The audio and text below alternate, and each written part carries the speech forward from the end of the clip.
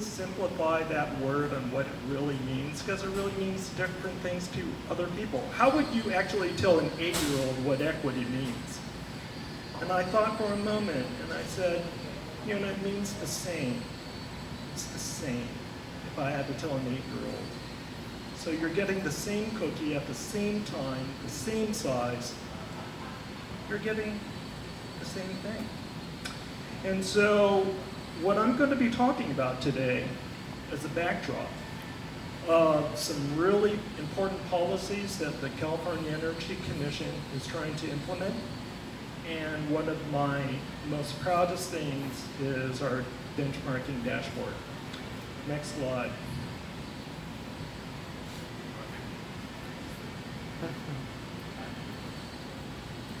Sure. I realize you can't read this, but these are some really important, very important policies and laws that were passed over time. I'm going to highlight a couple of things. I'm going to be talking about Senate Bill 350, and that's a really foundational law that was passed, and it really set forth in motion this work in the equity sphere. And another important one, we spoke about GHG emissions. We are on target for implementing Senate Bill 32 to reduce California's greenhouse gas emissions by 40% below the 1990 levels by 2013. But it's going to really take a suite of programs. We spoke about collaboration. I so appreciate that. It's going to take a collaboration of all of us working our wedges within that circle in order to reduce GHG emissions in California. And I want to highlight this program about money, Senate Bill 1477. If it's not on your radar, it should be on your radar, because literally my staff are working very collaboratively with the PUC to implement and launch 2 brand new programs for the state of California. And currently it's authorized $50 million a year. I realize that $50 million may not go for a statewide program very far, but it's something, and it's already been programmed, okay? And the funding source are cap and trade funds. So it's a very reliable funding source. And what is it doing? It's incentivizing low emission space and water heating equipment and near zero emission building technologies to reduce, again, GHGs. And this is a very important fact, that in that bill, at least 30% of the funds must be in low and disadvantaged communities. And right now there is a proposal to really concentrate that in these programs. What you need to do is to stay engaged and track these programs, because in December and January there will be a final proposal on both the design and the implementation of these programs. We expect implementation of the programs in the summer of 2020. CEC is preparing as best as we can to be the administrator for the build program, and so that relates to new construction. Circle that, write it down, track it, please. And we spoke about transportation, right? Transportation is really important. So the executive orders that the prior administration put into place about achieving carbon neutrality, and as well as setting a target of 1.5 million zero emission vehicles in California's roads by 2025. These are really important. So next slide, please. Here's my baby, benchmarking dashboard. It is live. It was launched last week. And what we're talking about is both buildings, okay, and behavior, right? Not just buildings, as important buildings are and technology is, we're talking about behavior, right? It's both. And what this dashboard does, and when you go to the CEC website under the benchmarking program, you can run this dashboard to your heart's content. You can right now what is posted is the 2018 energy data from buildings that exceed 50,000 square feet. These are commercial buildings right now. And it is an annual disclosure. And so when we collect building energy data next June 1st, it's always June 1st, we're going to clean that data, prep it, and release it to the public in the fall. And what's great about this is that you can actually, by city, by business company, you can compare a Target versus a Walmart. You can go and full bore and compare, and if you want to look at theaters, anything that exceeds 50,000 square feet in the state of California, and if it's reported to us through the Energy Star Portfolio Manager, you can run this, okay? And it's very interactive. If you're interested in supermarkets, warehouses, or hotels, or hospitals, you can run that query, okay? I met with a solar company in Southern California. I think she was in San Diego, and she said, I'm literally waiting for you to launch this dashboard because I want to know exactly where I should be, targeting my business to with my solar company. I'm giving you this information. And now we have 5 cities that currently have local benchmarking ordinances. And that data is not here. Why? Because they actually disclose it on their dashboards, but we're working on integrating both sets of data. And the 5 cities right now, I really applaud them. They're LA, they're San Francisco, Berkeley, San Diego, and San Jose. And CC, my staff, have been working cooperatively with them. We check in with them every month. Okay, how can we make benchmarking a normalized action? How can we get the word out to building owners? Hey, I don't see your building in the city of Sacramento. What's going on? It's the law. You're supposed to report your energy use.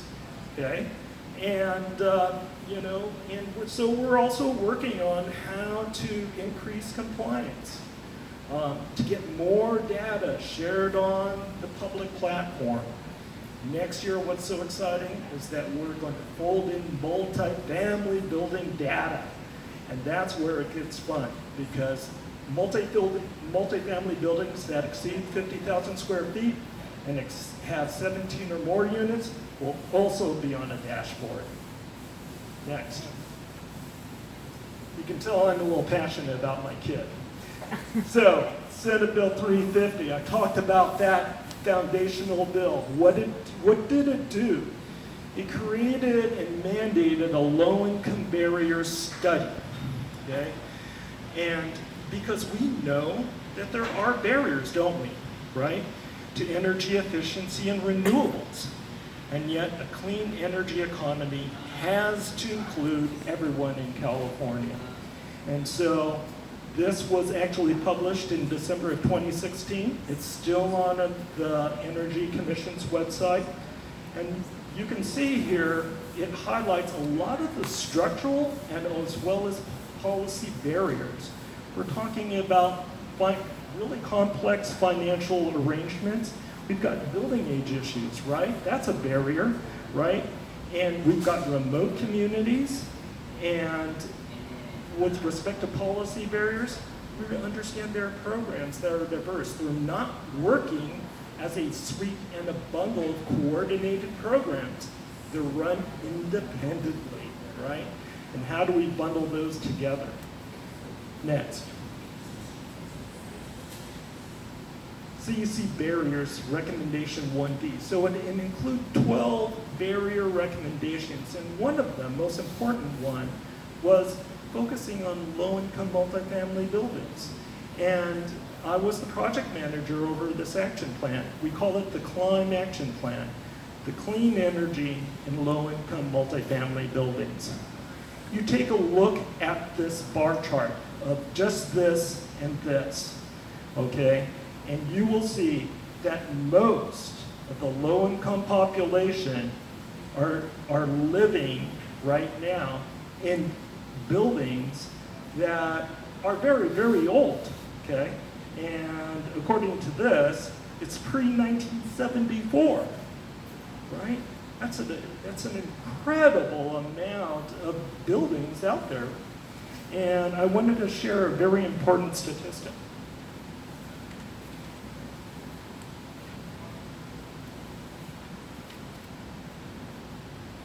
According to the 2017 census, our California population is about 40 million. And in that 40 million, about 30% of them are defined as low income. So that translates to about 12 million people in the state. And we know also according to the census that 45% of the low income are renters. They're living in multifamily housing. So what does that translate? It's 5.4 million people that are living in these buildings. That's a huge equity issue. They're living in buildings that are just naturally aging, folks. Before we've upgraded our building standards of what we're doing. And those are great standards where we're improving the new construction, but we've got this building stock that is aging, and we've got a lot of people living in those.